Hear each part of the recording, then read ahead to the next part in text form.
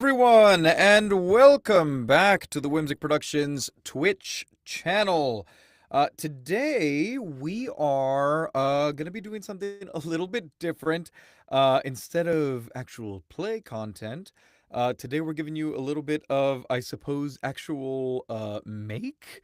Uh, so today we are going to be showing a little bit of the behind the scenes for Mischief, our upcoming lightweight fiction first, chaos driven TTRPG. And so, as you can see right here, I'm sharing with you guys where you can see a little bit of how we make the game. Um, but yeah, my hope today is we're going to be doing a little bit of monster design. That is a big part of the game. I love creating cool, unique monsters, and they're a lot of fun, and they're very, very easy to make with the game. But if you guys have never it, Mischief is a very simple D12 system that you can see in use over on our podcast, Dungeons and Drimbus. City of Jerry, our big finale for our current season, City of Jerry, is going out tomorrow. We finished doing all our final checks on it, and it's really awesome. I'm very excited for you guys to hear it. And today we're going to be making some Mischief monsters. So Mischief is a D12 based system, and monsters only have one stat you have to worry about: power. So everything else, all the other flavor and everything, is actually fully derived from their bank of abilities. We're going to get into all that in a bit. It's really fun. It's really simple. I'm hoping we're going to start with simple stuff. We're going to get into some funkier stuff. And please, as you guys watch along at home, feel free to leave comments. Let us know what you want to see. We are hoping to take some suggestions. Also, if you have any questions for how Mischief is run, any of the behind the scenes stuff, we're hoping to cover some of that for you guys here today as well. But this should be a pretty quick stream, and hopefully we'll just have some fun making some wacky stuff. If you really love this and you want to see more of your monsters in the book, our crowdfund over at mischiefrpg.com, you can unlock the option to have custom monsters or items or whatever made for you.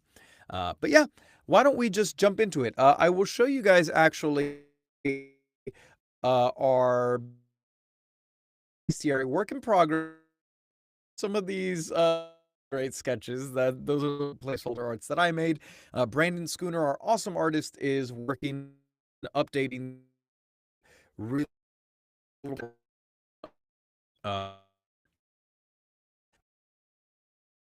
on kind of these with really great with as you can see, this is, and it will always be available for free. So right now the crowdfund is really to help us create physical versions of this game. But anyways, this is kind of our placeholder version right now. Layout isn't done or anything like that.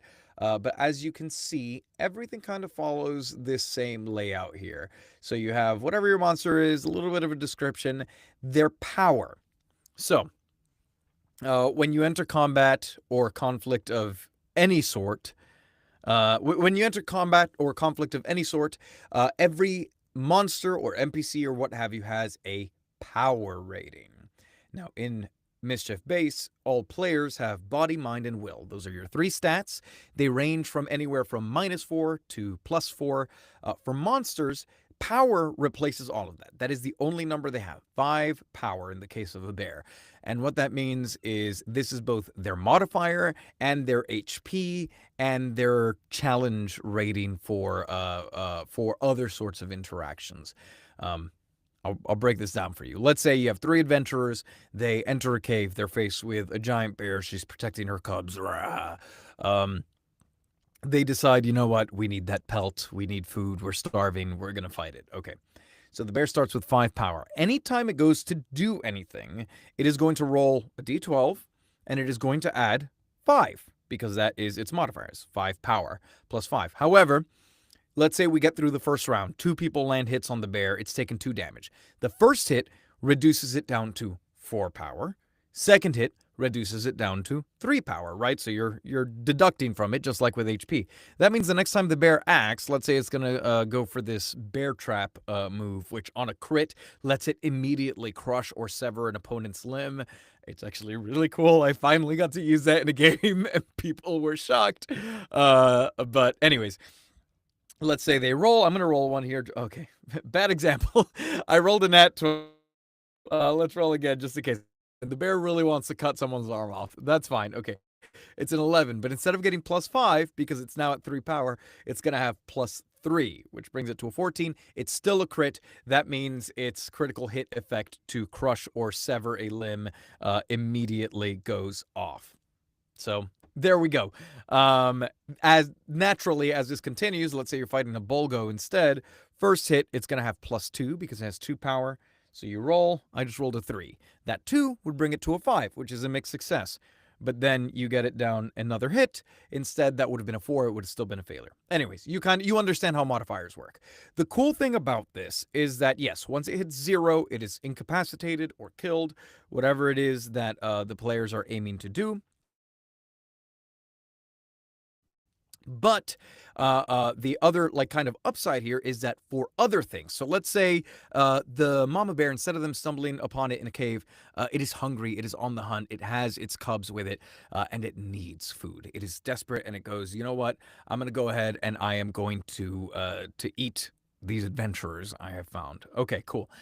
So it goes in. The players are out of resources. I know I have bad internet. Okay, Yes. yeah, you're like robotic, like Yeah. keep skipping. I can't do anything about that. Okay. Um. Anyways, yeah. Sorry.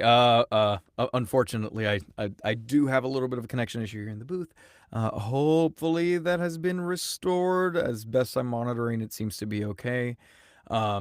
But yes, so Mama Bear is hunting these adventurers. They're out of resources, right? They have expended all of their spell slots. They go, oh man, I really don't know what I'm going to do about this. They go, we need to run.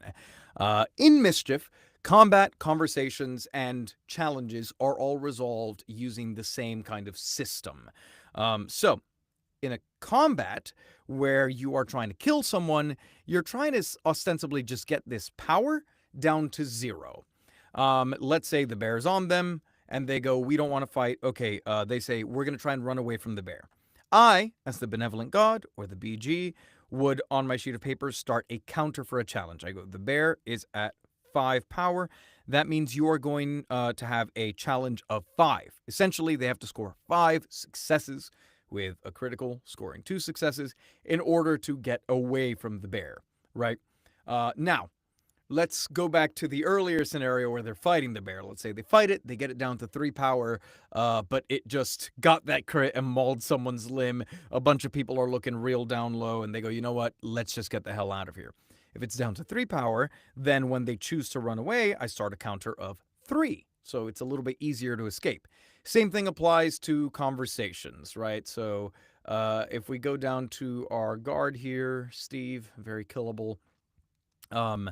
If they go up and they go, you know what, I'm going to try and persuade this guard to let me into the city with 2 power, that starts a conversation where they need to essentially score 2 successes. If Steve were a little bit more powerful, let's say he had 4, they fight him for a little bit, they get him down to 1, and they go, you know what, hey, you're about to die. Please give me what I want, or I'm going to kill you. They only need to score 1 success, right? Because he's kind of weakened and put into that state where it'll be a little bit easier. But yeah, so that is essentially how power works.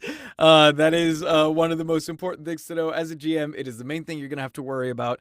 The general scale is most people. So in Mischief, the players, the miscreants, have a 3 wound system. First wound, they have -1. Second wound, they have bad luck. Third wound, they go down. And they have to make a death roll if they are not stabilized before the end of the round. So most people in the world of Mischief or City of Jerry, or what have you, just regular folk, are going to have 2 power. Because the miscreants, they're heroic. They're just a touch above them. So 2 power, that means they're going to get +2 to any rolls that they make. The way we kind of handle this imbalance, so to speak, because they have this 1 static modifier, is NPCs are all specialists. So they get their modifier no matter what. But if you are doing anything that is out of their wheelhouse, so for example, you're asking the guard to do your taxes for some reason, they would roll with bad luck. So 2 die, take the lower number. And that kind of balances out some of these, them only having 1 stat. But yeah, so most regular people are going to have 2 power. Small critters, like for example, a glider, which we have down here somewhere, is going to have 1 power. This is a winged snake with very potent venom. It's small, so it is easy to kill. However, its powers give it some really crazy stuff, like being able to induce cardiac arrest on a critical hit, regardless of how many wounds someone has. So there's a lot of ways to kind of balance the power scale with the abilities in order to kind of account for size or hardiness, and something's big but shouldn't have that much killing power, or something's really small but very deadly. You can kind of really play with it, even though there's really just these 2 components. I find it's really versatile. I find it makes running combat and whatnot for my games a lot easier, and I can just kind of focus on what's happening in the table and not worry so much about, like, oh my god, what's this thing saving throw? How many spell slots does it have? So that's something I really like. We are currently adding a ton into the bestiary for Mischief. And for today's stream, I'm hoping to just kind of fill out a couple with you guys and show you guys how easy it is to make. So if you guys have any, how do you come up with abilities? That's a great question. Well, first of all, if you are running something at home and you're not sure how you want to do it, the nice thing is that there are already so many abilities here. You can kind of look through these. We try and give them kind of cutesy, fun names that let you know a little bit about what's going on. But like, you can easily retitle a lot of these and have them work for a lot of stuff. So you see, for example, our Dread Spawner, which is one of our big, crazy bugs, think almost Helldivers-y. Creature of Chitin. This just describes its armor and its weaknesses. A lot of our monsters have immunities or weaknesses or resistances or armor or what have you. So we kind of give them all a cute name, but a lot of times this first ability here is actually just giving you some descriptions for some of the vital things you need to know for the fight. But when you're trying to come up with abilities, you can easily just kind of yoink some from other creatures.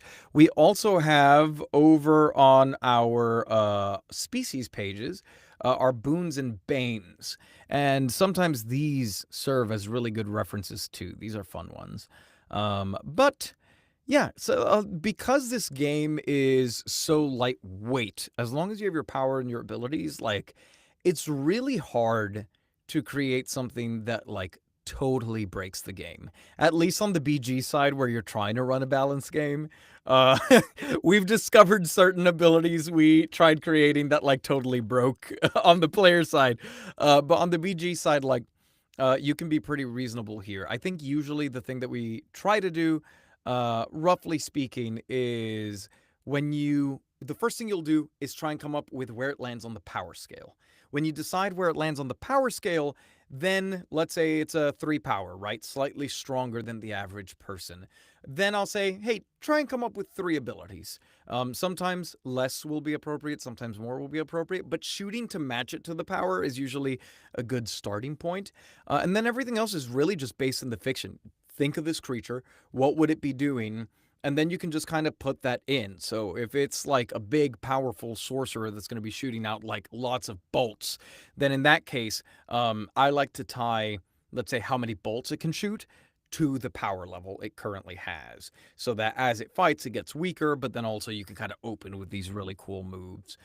So tying stuff to power works really well. Otherwise, having stuff that works in the fiction. So because this is such a lightweight game, our conditions, like for example, poisoning someone or the cardiac arrest or whatever, like, you can really just kind of think through what's happening in the moment and be like, okay, what does the player have to do to resolve this, right? So if it's like an ice blast, they have to spend an action like breaking out of the ice to unstick themselves. In the case of cardiac arrest, right, there's not really much they can do in cardiac arrest in the gliders over here, but the resolution for that is on a critical hit, they have to make a death roll. That means on a 1, they will die. On others, they might take traumas or reduce a stat point to kind of deal with the venom going through them. But I think the best way to do this is going to be to kind of just jump into it and walk through it. So I have kind of a list of stuff that we have been intending to make for the game, as well as I'm hoping to take suggestions from you guys in the audience as far as what kind of monsters you might like to see. Um, First up, I would love to start with just a real, simple, pretty standard monster that we have a lot of like shared frame of reference for, but that is currently not in the book yet.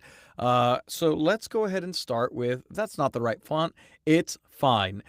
This is just for illustrative purposes here. So I'm going to start with skeletons. Now, first thing you have to do, like we talked about, is determine how much power they have. In the case of a skeleton, I would say, okay, if the average person has 2 power, I would say the skeleton, while I want it to have some abilities that regular people might not have, one of the, I do think they will be more frail, right? They'll be easier to shatter. Maybe they have some things that allow them to take advantage of that, but I'm going to say a skeleton is going to have 1 power. This is going to be just below an average person, and yeah, just a little bit frail because that's what they are. So, okay, cool. We have its power level. I do think, it's undead. It's a bit hard to properly kill though, right? So, I'm going to say detachable. We can even go as simple as imposing good luck or bad luck on a person. We could go with it having armor or resistances. Let me think. Okay, should it have magic resistances? You could maybe go that route. I don't quite feel that way. Should it have physical resistances or non-elemental resistances? I don't think so. I don't think they're particularly weak to elements. And like we just said, they're frail. They shatter. So I think that resistances isn't quite the way to go. I think what we want to play with is the fact that they can be broken and continue shambling, right? Because they're not this living thing. They can kind of survive in pieces. So we'll say detachable when reduced to 0 power. The skeleton makes a luck roll. And that's just rolling a d12 and seeing what happens. On a success, so a 9 through 12, they regain 1 power as they shamble on in pieces, right? My number one problem I've learned when trying to design a game is I tend to be very verbose. So all of this would be cleaned up and refined a little bit later. But this would kind of give me a really solid framework for fighting these things. You go, okay, I want to throw 4 or 5 skeletons at someone. They're each 1 power. They're not going to be super effective at hitting because they only have that +1. They're going to be really easy to reduce. But you have a 33% chance that they just kind of keep coming at you. So it kind of gives it a little bit of that zombie feel without the zombie infection, because we do have zombie infection. I see we got a couple of suggestions in the chat. Thank you. We're going to be hopping into this. A huge bird that terrorizes the solstice and a rat hybrid like a Rowl or Roger. Ooh. Do the skeletons have any weapons like swords or bows? Absolutely. Yeah, so that's where we're going next. So we've defined their kind of gimmick, right? What do? They're bones, they're living bones, so they don't need their entire body to keep shambling. Then it's what can they do to you? So we could go a lot of routes with this. We could go bite, we could go claws, we could go weapons. A lot of times we can kind of leave weapons up to the actual BG and to determine what their loadout is in the moment. Sometimes it's helpful to include things, especially if they're built-in things like claws or biting. I'm going to say, okay. So Mischief is a real like weird and wacky game. It's a world full of strange lore, and I'm thinking about a character I played in particular who did something similar. I think part of the fun of a skeleton, right, with it being detachable, we're actually going to remove this. I had called it detachable because I was thinking a different route. What should we call this ability? We're going to call it Shamble On. I think that's fun. But we're going to keep detachable as its own ability. I'm going to say the fun, wacky thing that skeletons can do that would make them fun to fight, if in fiction, is that they can just remove pieces of themselves to use as weapons. So I'm going to say the skeleton may remove a bone to use as an improvised weapon is with luck 2 main. Luck allowing them to roll 2 die and take the higher die. With a 1 power, I actually don't think so. And I think that makes them a little bit more serious. So, yeah, the skeleton may, here's how we balance it. It may spend a turn removing a bone to use as an improvised weapon. And instead of with luck, it's an improvised lucky weapon. There we go. So now beyond this, you might want to, for example, armor some of your skeletons or something like that. I'm going to say at a baseline for kind of like cannon fodder enemies that are scary in hordes, like this is a stat block. I have skeletons ready to go. I throw 3 or 4 of these at someone and like that's perfect. That's scary. And you don't have to like stick to exactly what's on here in the moment. Let's say you go, okay, I do want to have a skeleton archer. I want to have one that has 1 armor and a big cleaver or whatever. You can do these things. And then if they get disarmed or what have you, you kind of have these extra scary moments. I'm going to say that skeleton feels pretty done here. I'm actually very happy with that. So yeah, we'll leave them here. I'll probably refine this a little bit later, but you're probably going to see some version of this in the final book. Next, why don't we go ahead with one of our Twitch suggestions over here. A huge bird that terrorizes the solstice. So we kind of already have these. Over here, the Gallivanters. They're not quite terrorizers, but they have a little bit of terror bird energy here. And they can be very dangerous if you bump into them. I'm seeing, do skeletons have any immunities or weaknesses? Yeah, no. I thought through it, like, I definitely could see you giving them some if you really wanted to. Like, I could see resistance to like non-magical attacks or something like that. I don't think these guys do. I think I like the idea of them being very easily shattered and just having this chance at resilience. But other suggestion we have here, a rat hybrid, like a Rowl or a Roger. Ooh, I like those. We have an ogre already. So I could try and make a hybrid there, or we could go the other way and make like a cool, unique thing. We also have burr owls, which are giant subterranean owls. Do mimics exist in Mischief Universe? They do! They do! They're one of the things we actually don't have stat blocks yet, but they are like 5th in line for my next thing to do. So we're definitely going to see mimics. If you want, we can actually do mimics in a second. I'm feeling a little inspired by this rat thing. Let's go with Rogers, Rolls, Rowls, Raguars. No. I'm of course thinking a little bit Skaven-y. Let's go Rogers. Yeah, we're gonna go Rogers. So a Roger. So a regular ogre, if you look over here, is actually, I believe, 7 power. It's a relatively big boy.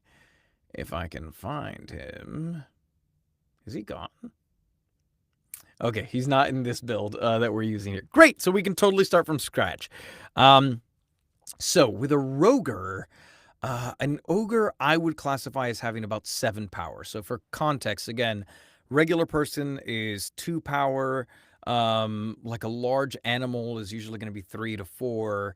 A trained like cultist is maybe going to have 2 to 3 power. A lich is going to be 4. A bear is going to be 5. So for going all the way up to 7 power for an ogre, like this is wyvern level threat. This is like will decimate a small town. So for a Roger, I think it has to inherit some of that rat's smallness. So I'm going to say let's throw it at 5 power.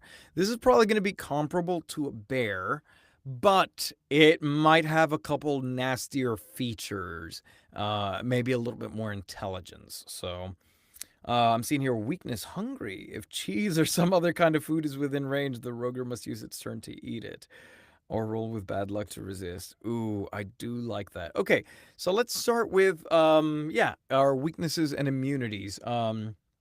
A rat ogre. So let's really think about it, right? So rats, very intelligent. They're scavengers. Obviously, we have to throw cheese-related things in there at some point.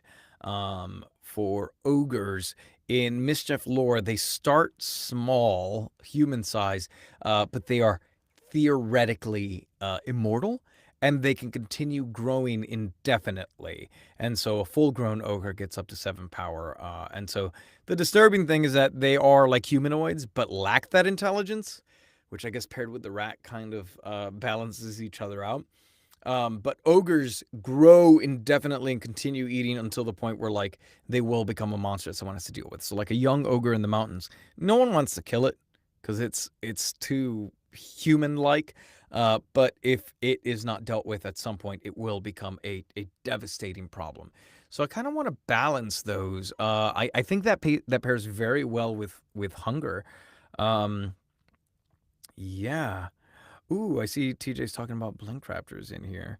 Yeah, blink raptors are real fun. They're in there. Okay, so let's go. I'm just gonna call it hungry. Hungry. Um, Easy. So this is gonna be a weakness, not quite in the combat sense, but attempts to sway the Roger with food are lucky. So that'll make it harder for it to resist. It's still going to do what it wants to do. It still has that power. So it's not necessarily going to be a cakewalk, but it will be more easy to accomplish. Now, that's its weakness. What's its resistance? I'm going to say it's just strong. It's big. It's beefy. It has hide and it's agile. Strong and agile. What's a fun name we can come up at? A linebacker? I don't know. Tanky almost, right? I think this thing is going to have resistance, resistant to non-elemental physical damage. I think that's gonna. Ooh, oh, they could also travel in packs. Hulking is good. I like hulking. Hungry and hulking. See, and one of the good ways to kind of come up with abilities, like we were talking about earlier, is actually like think about how you would describe these things and just kind of put these words down, and that might give you some inspiration here. Hungry and hulking. That works really well. We're gonna call it pat. Ooh, wow, our fonts are changing between lines. This isn't the right font anyways. But okay, I'm going to call it Pack Rat. When acting together, Rogers roll with luck. That makes these things really scary, especially compared to, I mean, rats, obviously, but even just a regular ogre, you have less power, but this already makes it way more dangerous. 2 or 3 of these at a time is a like abandon this. Uh, oh, TJ, I like this. Okay, homies. I'm actually gonna just because that's more fun. Hungry hulking homies. Rogers, hungry hulking homies. Yeah. Okay. So we have kind of their weakness. We have their strengths here. I think now we just need to give it a unique attack, something that lets it do something fun. Yeah, let's keep that H train going. Hungry, hulking, homies, hunch, chompers. I want to do something related to rat teeth. I want to do something related to perhaps infection. Ooh. What's a good That's a good word we can use here. Ha ha ha ha ha. Hunky? No, they're not hunky. Um. Okay, I'm gonna just put any word because let's work with inspiration while we've got it. Highly toxic. Maybe. I'm gonna put septic here. I'm gonna say on the Roger makes a bite. No, makes a melee attack with its teeth or claws. On a critical success, the target. So we want an infection. Ooh. The target is infected and unable to heal from resting until cured. Yeah. Again, this is a little too verbose, but I think it makes sense, right? If you were prepping this for a game night that you had in an hour or two, and you're like, "Ooh, I want to do a pack of 3 Rogers moving together," you can kind of throw this together, and even if you don't quite know what you're doing with septic, then you at least know, okay, ooh, did I get a crit? I'm gonna make a note. This person is infected. We know how to deal with it. The real way to deal with it is any sort of healing, right? So this could be potions. This could be magic.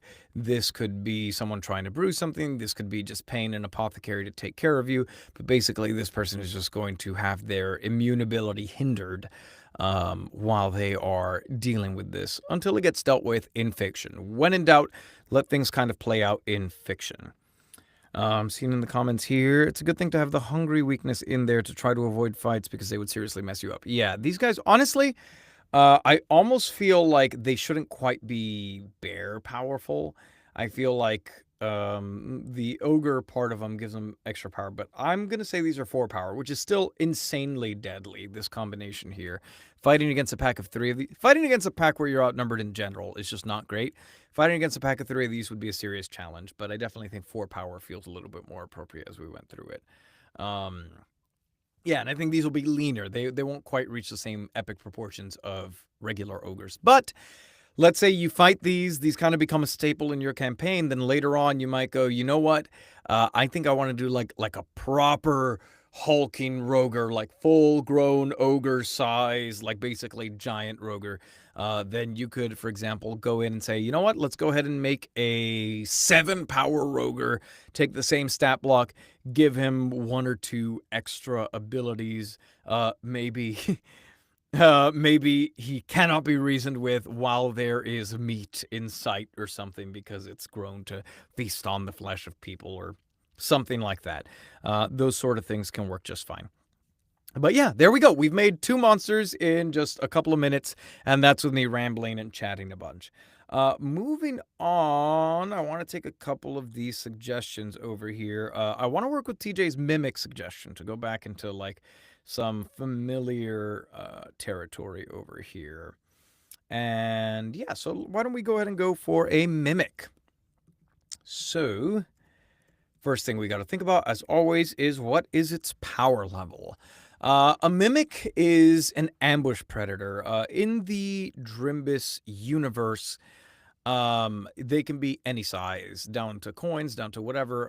And in the lore, it is posited that Dopplers, the doppelganger species that you can play as a miscreant, is perhaps a different branch of mimic evolution. So, while, for example, if I was doing like a coin mimic or a needle mimic or whatever mimic, I might want to have lower power.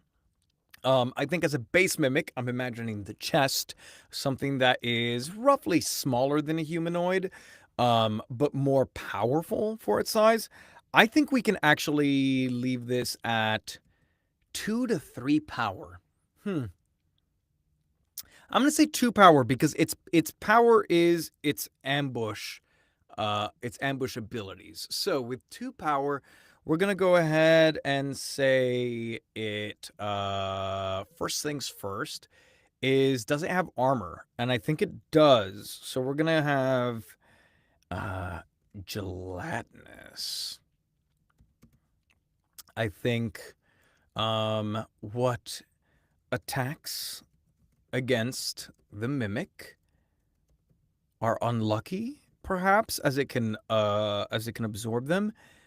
On failed are unlucky. It may absorb a weapon on a failed attack. It's maybe a bit more verbose than I like to put into one single ability, but I think that works pretty well. I'm seeing a couple comments in here. There have been some fun mimics in the newsletter. Check it out, drimbus.com/newsletter. If you're interested, we do stat blocks just about every week. Keep you updated on the show and all the stuff that we're up to. It's sticky. If you touch it, you stick to it. Got to have some kind of ability that says, like, when motionless, it is indistinguishable from a regular treasure chest or something like that. Absolutely. That was going to be my very next thing. So its big thing is that it's amorphous. It is a master of disguise. I think we called it Master of Disguise once. Let's do that. That's going to be fun. Master of Disguise. While motionless, it is, let's go, the Mimic is indistinguishable from the object it is mimicking.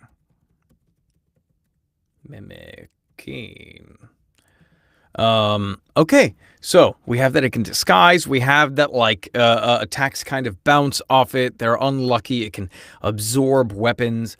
I think, yeah. Okay, so we're actually going to part some of this out into different abilities, just so it makes a little more sense. Sticky. On a failed attack, the Mimic may absorb the weapon that targeted it. It may use its action to consume the item in order to heal. So then here, and, like, feel free also, something I like to do, I try not to be too verbose because that's my problem, but you can kind of add flavor text in here too. So, like, in the book, Mimic would actually be separated. I'd have a little description here letting you know more about it, and this would just say its power level. But attacks against the Mimic are unlucky as it absorbs the impact, right? Let's just throw that in there for right now. So we have a question. So does that mean that theoretically the Mimic could transform into the weapon it stole from you so that you can't tell which is which? Absolutely. If it got away from you and ran and disguised itself, theoretically you could end up carrying a Mimic with you for a good long while until it chooses to eat you. And then lastly, I think I love the acid tongue. Corrosive almost, right? Let's go with corrosive, and let's scooch some of these guys down if I could select them. Okay, affinity. For those of you curious what we're using, this is Affinity Publisher. I know you shouldn't do your writing in Affinity Publisher, but it's cool. I like it. Affinity has an announcement coming up, and I sincerely hope that Canva does not push them toward a subscription model. So we'll see. But as of right now, Affinity is a great deal. And if any of you are looking to make your own games, I believe right now you can get the entirety of Affinity version 2 for free. I don't know if that's a mistake or what, but I've been seeing something like that. So if you guys do any sort of graphic design, photo editing, publishing, I would recommend downloading it from the App Store and claiming a universal license because they're free and it's good software. Okay, so corrosive.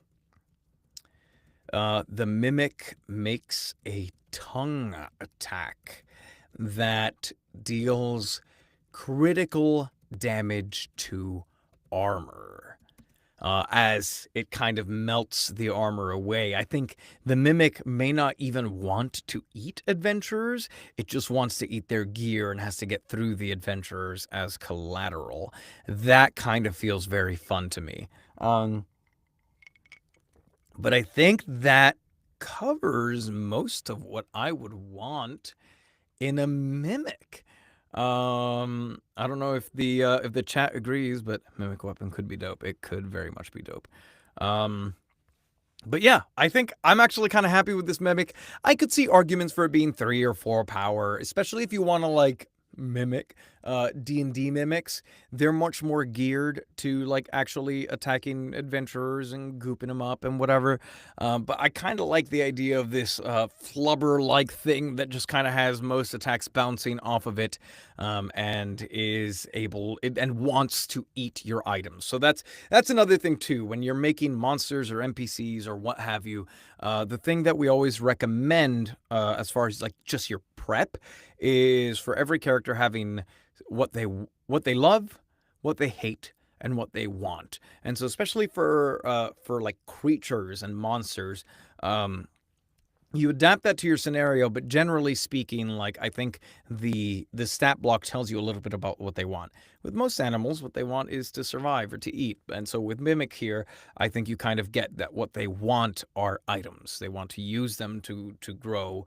Um, we could even say, see, just saying that, use them to grow made me think about it. Instead of in order to heal, in order to gain 1 power. No cap. That's not how I would leave that in the book. Or maybe I would. But yeah, so maybe they grow stronger as they absorb more items, and so that incentivizes people to try and back up and figure out a way to deal with this thing. I think that actually sounds fun. It gives it motivation, it gives it a little bit of a puzzle, and it gives it dangers for not paying attention to the environment around you. I love the idea of a tiny coin mimic being in a regular treasure chest so that when they touch the chest, nothing happens. They're like, we're good. And the mimic coin is just like, Mwahaha. Oh, man. Wait, that's good. I need to write that down. Write that down. Write that down. Okay, cool. But there we go. That is 3 monsters. That took us less than 10 minutes. Again, with a fair bit of chatting here. Next up, why don't we tackle something a little bit weirder. We have a lot of monsters that I think are just like fun creations to come up with in terms of like, I'll give it a name: Shambler, Shrouder, Slither Sect. Howler is totally one of my favorites. Guys, check these guys out. Hold up. Check them out. I'm gonna be sad to see this art go. This little placeholder art. Little apes with giant hands that just love to snatch people. With nice little curvature. Look at that guy. Okay. But yeah. So next up, I think. Oh, TJ tempting me with good names. I was about to say let's do our Lithoscorp, but Blimble. I gotta go with a Blimble. Okay. This is pure chat driven. I have no idea what the hell a Blimble is. Blimble is a really good word. It's giving flumph energy, is kind of what I'm thinking of here, because it also kind of sounds like blimp. So I think this has, whatever this is, it's balloon-like almost. It has to be floating in the air. So what is a Blimble? What is a Blimble? It's blue because of alliteration. A kind of floating jellyfish. Yeah. Ooh. It could be an astral jellyfish. Okay, let's think about this. What does it want? What does it hate? What does it love? What does it want? What does it want? It wants to reproduce. Oh. Okay, I was gonna say it wants source, so magic or life energy, but I like reproduce. Astral jellyfish is feeling like we might have a little bit of a chest burster scenario here. Okay, reproduce is good. I really like reproduce. The other thing is that with a name like Blimble, so populate all of Ulmerisia. With a name like Blimble, I feel like this is the kind of thing where like, if you become a victim of the Blimble, it has to be collateral damage. Like, this thing is not out to hurt you. It's almost like unfeeling, uncaring. I was thinking of mosquitoes. That's good. Okay, for a Blimble, I'm picturing this thing is bigger than a person, but again, jellyfish-like, thin-skinned. So we're gonna go with 3 power, just because of sheer size. Otherwise, I think it should actually be fairly fairly passive. So, ooh, we can make it star stuff. Um, I think this thing descends from the ether, from the heavens, and it is made out of basically raw energy, which means it is the Blimble is immune to physical attacks because it is made out of this energy, this raw kind of magic materialized. That's what they need the blood for. Ooh, like an energy mosquito, it can suck it out of you. Yeah. Okay. So the Blimble is immune to physical attacks, which means you're gonna need some sort of magic to deal with it. Because resistant means it halves your damage, which is already pretty tough to deal with. Immune means it's totally out there. We're gonna go with yeah. I like this vampiric idea. Mosquito like, so it's sucking energy out. Source. What's a good name for this? What does it do? Does it attract energy into it? Does it reflect it off? Does it absorb it? Ether consumer. Maybe it exhausts magic abilities. Yeah, I like the idea of, again, because it has to have some manner of weakness here. Or you know what? Maybe it's immune to magical attacks because it is magic. I think that's making more sense. That's making more sense, and it's very thin-skinned. It's papery. So it is immune to magical attacks. Physical can kind of deal with it because that's not in its realm. It's not adapted for that. And so I like the idea of it absorbing a spell on... You know what? It lands, but then it absorbs the ability and can copy it. It can copy one at a time, so we're going to call it Source Mirror, Source Usurp. Ooh, Source. Ooh, you gave it to me. Source Slurper. On after the Blimble can absorb a magic ability, exhausting it. Absorb and copy one magical ability at a time, causing it to exhausting it for the caster. There we go. Can it communicate with player characters telepathically? Ooh. I like that. Let's call it Star Song. I don't know why. Song of the Stars? Call of the Wild. We're doing alliteration again. It's happening again. It always happens. Can't wait for the Blimble to eventually become a playable species. No. Maybe.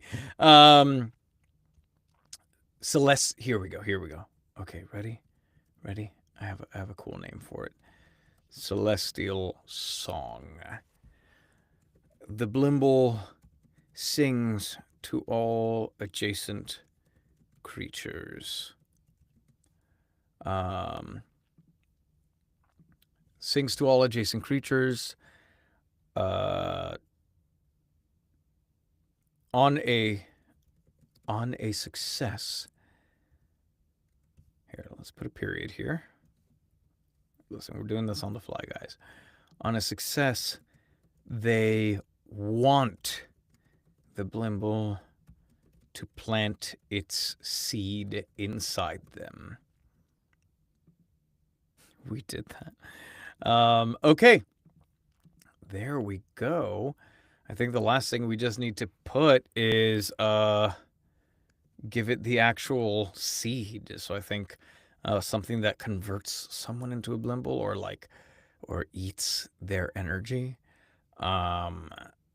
Parasite. What should we call it?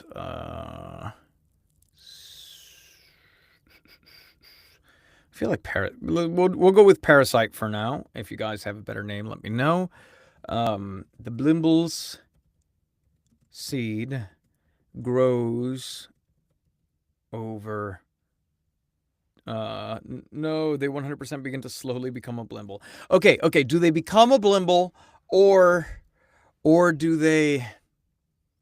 Do they become a Blimble, or does it burst out like a chestburster? I feel like chestburster is more common, so I like the idea of becoming a Blimble. Ooh. Conversion? Yeah. Conversion. The Blimble's seed reduces maximum wounds by 1 per day. When depleted,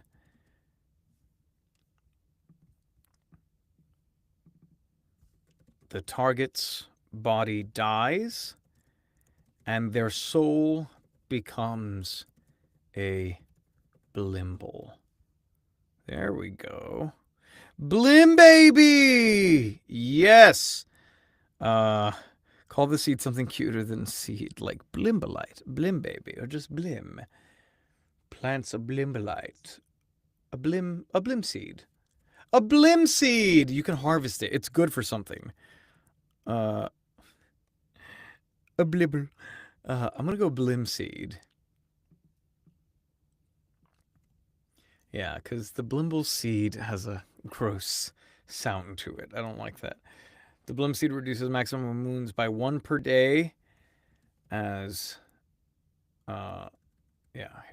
as the target's body withers, just to kind of give you a little more narrative juice there, and their soul becomes a Blimble. Maybe the Blim seed can cause someone's will score to increase. Ooh. I feel like Blim seeds taste like cotton candy. Now they do. The Blim seed reduces maximum wounds by 1 and increases will by 1 per day. When depleted, the target's body withers and their soul becomes a Blimble. Yeah, so definitely a lot of these, we would want to tighten up some of the wording before putting it in the book, but I think for a home game, this totally works just fine. I mean, tell me you can't work with skeletons, mimics, a roger, and a Blimble for a single session of your game. Come on, even if you're on like an 8-hour session, you've got it here. This is plenty. Help, I'm quickly becoming obsessed with Blimbles. I heard Blimpsy. I love it. Oh, character from the Beef and Dairy Network. Yep. Okay. So there we go. We've done a totally unique creature here. We've done our rogers, we've done our mimics, we've done our skeletons. I have a couple of other names in here that we could play with. I'm also still taking suggestions from you guys in chat. I would love to hit a Lithoscorp because I think they're very fun. I also have, I believe, one of Hannah's suggestions when we were coming up with names, a Witchling, Shamblers, Shrouders, Monksters, Molnars, Longleg. What do we want to go with? You know what? I'm just gonna roll a die. Oh, okay. We have strong preference here for a Witchling. Okay, here we go. Next up is the Witchling. Now, what is a Witchling? I don't know. Monkey, where they have key-shaped tails. Okay. I couldn't see my screen very well. I have bad eyes, and I read key-shaped something else, and that was awful. So a Witchling, I think, is I'm picturing almost like the, what are they called? The Greys from Valheim. Like they're small little humanoid creatures, not quite to the level of sentience, but with kind of that magic. Witchling. Oh, right here. Witchlings are tiny witches the size of fairies that are petty and love to cause magical tricks and pranks. I think those are just fairies, dude. But yeah, I think we're getting somewhere. So I think this is another. I'm I'm going to go, this is another 2-power situation here. I think they are smaller than the average person, but perhaps their agility and their mischievousness allows them to get away with a little more. So, for our witchling, we have 2 power. So, what do they love? What do they hate? What do they want? They love magic. They're a witchling. What do they hate? They hate maybe being seen. And what do they want? I feel like they either want to prank and or collect trinkets. I'm picturing almost like little crow behavior here. So they want to live forever. Dude, okay. Okay. Yeah, so they're witches. They have the same desires as witches, but maybe a little more. Okay, I do like collecting trinkets. Yeah, trinkets just feels good. Trinkets feels good. Or ingredients and spells and potions and whatnot. I'm gonna say for the witch lane with 2 power. First off, we're gonna go with I think they have armor. Absolutely. Are they tiny crow ladies? They might be. Oh, what about instead of witchlings we have haglets? Okay, let's stick with the witchlings, but I think a haglet could be a flavor of witchling. That feels fun. Um, Ward. I think they are armored, but they don't have regular armor. They have magic armor. So we're gonna call it. You know what? Wardens. What if they protect the woods where they have their tiny little hut? Wardens. Yeah. So, the Witch Lane is 1 magical armor. 1 magical armor that exhausts spells cast. Yeah. 1 magical armor that exhausts spells. So basically, they have these little ward that sucks that energy out of it. Cheap viewers on Streamboo.com. Oh man, thank you, Decentralized Inspector V. Anyways, yeah, so Wardens. They have 1 magical armor that exhausts spells that cast against it. I think that's cool. It's a little bit of a counter spell. If this were like a full-blown lich or witch or something, I might have 1 magical armor that regenerates each turn as they continue to cast ward on themselves. But I think for a tiny little creature, that makes a lot of sense. Next, I think yeah, they're forest ladies, right? Um is that swamp ladies? I okay, I might change this name, but forest ladies just feels fun. Maybe witchlings are crows that are touched by swords. Well, they say that they believe that hags and corvids are related somehow. Perhaps some sort of magical casting gone wrong. But I think they're forest ladies. One ability that I think players have a lot of fun with is Swarmer, which allows you to take control of nearby small critters or plants in order to kind of make tendrils or restrain people or do anything. I'm going to say that the witchling can control any nearby wild plants or animals. So that is fun because, you could have them riding in on like winged ants or something. Or if you want like witchlings to be like a big central encounter for your game, then you could go all the way up to like having like bears or whatever nearby, and they can control that. Or here we go. I realize you have to be careful with your wording. I'm gonna go. They can attempt to control, so they would roll, add the 2 power. Generally speaking, any sort of thing that you ever do in this game, particularly ability use, you always have to roll something. So usually all of these things you would have to roll. The only thing you wouldn't have to roll for is, for example, something like armor or resistances or what have you, things that just describe what happened. But if it's something the creature is doing, you should have it roll for it. Forest spirits? Yeah, I don't know. Forest ladies is weird. I just like the word lady. It's fun. Forest spirits, forest guardian. Forest Keeper. Forest Keeper. There we go. Forest Keeper. Witchlings can curse people. Ooh. Okay. Hold up. We're almost onto something. Here's an idea. They can absorb spells, exhausting the ability, but it's only very temporary, and the ability is unexhausted when the witchling is defeated. Oh, I like that, especially for tiny witchlings. The energy is returned upon the witchling's defeat. I like that. Yes, there we go.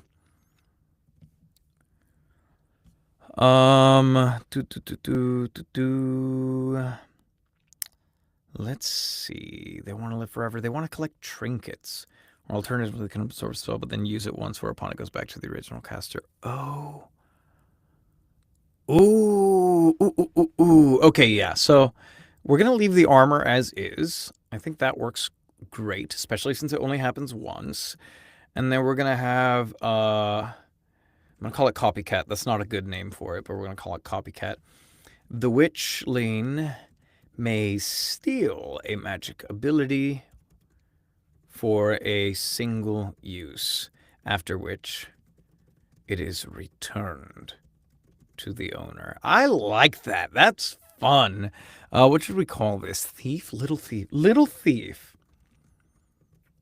At least for now. I like that better than Copycat. I think coming back after defeating is thematic and cool. You know what? Yeah. The energy. We're going to leave that. I think in general, that's kind of fun. The idea that they're this kind of like energy incarnate. And so upon defeat, it's all released. The energy is returned upon defeat. Why not? Why not? Okay. So there we go. We have it using cool forest stuff. We have it being able to steal magic abilities. We have Warden. I want to have something that's trinket related. Oh. Ooh. So we had the idea of the curse and we had the idea of the trinkets. Let's go ahead and combine these, and we'll call this bewitching. The witchling may attempt to place a curse on an object it sees. So it could perhaps curse your weapons as you fight it. It's a relatively low power thing, 2 power, so like realistically, 1, any sort of combat with a witchling isn't going to last long. 2, its abilities of its chance at succeeding, or at least fully succeeding, is relatively low. So although that's kind of an OP power, I think it's a cool one to go off with, especially because it means they won't be attacking on that turn. I think that makes sense. It turns you into a plant person. You just want to eat dirt all the time. They should trade abilities they take for trinkets. Yeah. I like this. I feel like we have a little bit of this going on here. Like trinket.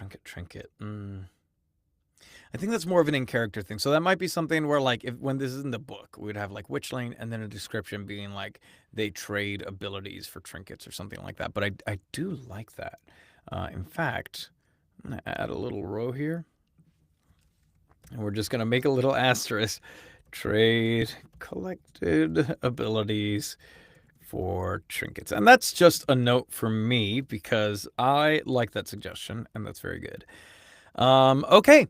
So there we go. We've made 5 monsters already. It's been an hour. We've been chatting away, coming up with silly stuff. We have a skeleton, a roger, a mimic, a blimble, a witchling. I think we can take one more suggestion before we wrap up here for the day. So, any suggestions on something we'd like to see? Oh, so you could seek out a witchling and offer a trinket for more power. Yeah, absolutely. It'd have to be a good trinket. That's key. Be careful. Be wary. Players love to accumulate power, but yeah. What do we want to make here? One more creature. I could go Lithoscorp. Any from the test adventures you haven't made yet? Not from the test adventures because I had to make those for the test adventures, but I can offer you something from a home game which is lost in a notebook somewhere, and so we can go ahead and recreate it on screen. So Lithoscorp. Lithoscorps are one of the apex predators of Megalora, our secondary continent. So most of Drimbus so far has taken place on Ulmarisia in some way, shape, or form. Megalora is the other continent across the Source Sea, where Highclaw is located. It is a desert-like, grand, elevated plateau, and it's a little bit like Australia on steroids. And so Lithoscorps were a creation idea that I had, and they are these stone scorpions that have obviously incredibly thick hide, and they spew out molten acid from their stinger. So kind of combining a little bit of that like spitting cobra aspect, but making it even more fantasy with having some fire infused, and et cetera, et cetera, et cetera. So let's go with Lithoscorps. They're really fun. They're very scary. And yes, as Hannah is saying in the chat, they do make delicious pepper jack cheese. Beware if you are lactose intolerant. That may come back to bite you later in the session. Don't ask me how I know that. Okay, so I think first up we wanna go with their armor. So chitin, stone, carapace. Let's go with rock flesh, rock apis, rock. Note to self by Hannah, a cheese board. Let's go with stone skin. I don't like stone skin. I want something more thematic. But the name is the least of our concerns. We can kind of come back to that later. I'm going to say that as this big hulking creature, I'm going to give it 3 natural armor. So that is crazy because that means you essentially need 10 full successes to get through it. This puts it on the level of a dragon. So dragons are kind of our biggest bad in the game. Everything falls on the scale from 1 to 10 power.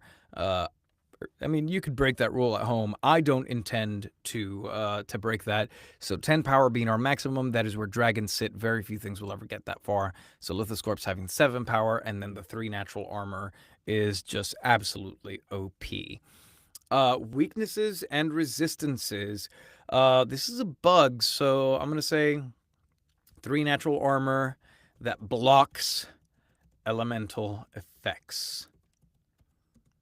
And then we're going to go big bug. Weak to poison. Big fiery bug. Even though it's not a bug. I don't care. Weak to poison, resistant, or even immune to fire. There we go. And now we can start getting into the actual fun abilities here that it can do. First things first, let's give it acid stinger. And so this is the Lithoscorp sprays burning acid on targets up to its power. On a crit, they begin to dissolve until they remove it. That's crazy powerful. We're gonna go ahead and give it. Come on, keep my fonts intact. We're gonna go ahead and give it Crushing Claw.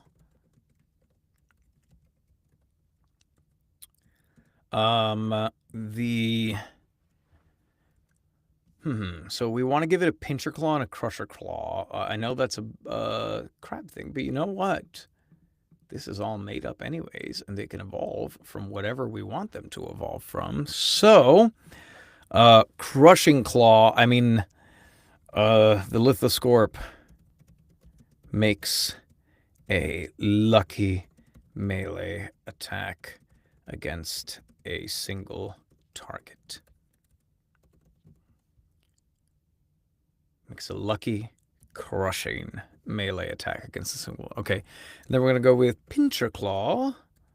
Again, keep my stuff intact, please. Pincher Claw. And this is something that should be piercing. The Lithoscorp makes a single piercing melee attack that deals critical damage to armor. I know you can't see that. Give me 1 second. Yeah, that feels appropriately scary. I am kind of pleased with that, unless you guys in the chat have any further suggestions. But that feels sick, right? So we have a giant stone scorpion that spits burning acid. So 3 natural armor, blocks elemental effects. It's weak to poison, immune to fire. So that kind of gives you a way to tear through how powerful it is if you 1, manage to destroy its armor, 2, are prepared and kind of thinking through that and trying to have that poison ready. Then we have Acid Stinger, which lets it kind of have a multi-attack on everyone with a cool crit effect, which it is very likely to get with 7 power, at least early on, so you probably want to open with this. Crushing Claw, that gives it luck against a single target, so not as much bang for your buck, but especially when it's low on power, this is going to come in clutch. And then Pincher Claw, you don't get the luck, but you can tear through armor, so that gives you something good to help it crack open some of your tanks. This is a formidable threat, and it is actually, I believe, scarier than I initially had made it for the home game I ran this in. But yeah, I'm pretty damn pleased with that. I'm pretty damn pleased with all of these guys. I mean, look, we've been streaming for all of an hour and 11 minutes. I spent a good portion of that just kind of introing how a lot of the game works. In an hour to have come up with 6 monsters, nice and easy peasy, with some nice back and forth. I think that's pretty cool. That's pretty fun. And running these is just a dream. I've run a lot of games, and sometimes it's really fun to have a big, beefy stat block in front of you. But I find that I love when it kind of gets out of the way and lets you just focus on it. And so having this little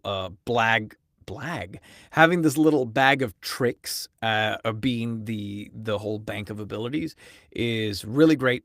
I really enjoy that, and just having that 1 power stat makes running the game a lot easier, and also makes the game a lot scarier. It gives bosses like the ability to be bosses without having to do too much logistical work on your end.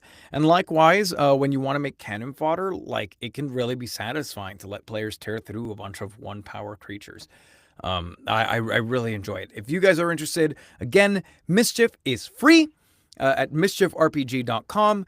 Both Mischief and City of Jerry are crowdfunding together at mischiefrpg.com so that we can produce physical copies. We just hit our funding goal today. I actually don't think I said that at the top of the stream. So thank you guys very, very, very much for helping us hit our funding goal for Mischief. That means we are officially going to have real physical copies of both Mischief and City of Jerry. Now we are technically less than $500 away from our first stretch goal. And the first stretch goal is a really cool one. It's our Vampirism and Lycanthropy expansions, which are largely kind of done in their design stage. They're really, really, really fun, and I think it'd be great to have some physical versions to pass around the table if you guys choose to play as vampires or werewolves. Trust me, it's a lot of fun. I hope that you guys will help us hit some of those goals. We have other stuff too, like our pirate expansion with ships and specialized pirate gear. and then other like bigger, more ambitious stuff like a full Yes Chef version of the game, dedicated to season 4 of Yes Chef, but like putting it all in one book with extra resources so you guys can play at home. I hope you guys will consider supporting us again at mischiefrpg.com. But thank you. We are so ecstatic to have funded, and yeah, it's I'm absolutely blown away with the support. We are so absolutely pleased, and we can't wait for this to get in your hands. Make sure to let retailers know. We have a retailer pledge. It's just $1, and then you guys can figure out how many you guys want to order. But we want to get this in stores and get this into as many hands as we can. I really, really, truly love and enjoy this game. It is kind of my ideal game. You know, I still love playing other games, but like the more we play, the more I just realize how pleased I am with all the effort we've put into this over God knows how many years. You know, we started earnest development in this in like late 2021, early 2022. But even back when we first started the podcast, before we had even started publishing season 1, I had worked on kind of making a D12 system that I was calling the Drimbus system, and it carries a lot of stuff like this. So yeah, it's a lot of fun. I'm seeing a couple of comments here in the chat talking about making characters next week. Yeah, we can absolutely go through character creation for City of Jerry and Mischief if you guys want to join and see how you can recreate famous characters like Legolas or what have you, or famous characters from Drimbus shows. All of that's real fun. But yeah, be sure to follow us here on Twitch. Go over to mischiefrpg.com if you want to support us, or even just download it for free. You can go there and see that too, and make sure you stay up to date with what we're doing. But thank you guys very much for joining us today. I hope you guys had fun making some monsters with us. I can't wait to see these in their finished state inside the book. And